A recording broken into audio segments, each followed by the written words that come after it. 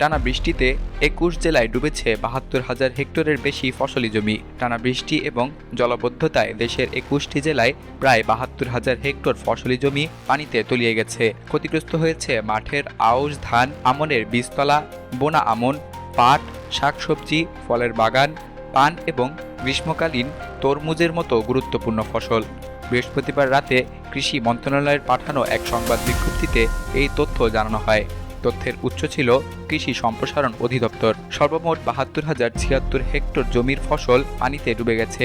এর মধ্যে সবচেয়ে বেশি ক্ষতিগ্রস্ত হয়েছে আউশ ধান, ৪৪,৬৬২ হেক্টর জমি। এছাড়া আমন ধানের বীজতলা ১৪,৯৯৩ হেক্টর, শাকসবজি ৯,৬৭৩ হেক্টর, বোনা আমন ২৯৭ হেক্টর, পাট ১৩৫ হেক্টর, মরিচ ১০৪ হেক্টর, কলা ১১৪ হেক্টর, পেঁপে ১৯৩ হেক্টর, পান ২৮৭ হেক্টর এবং তরমুজ ২৮১ হেক্টর জমি জলমগ্ন হয়েছে।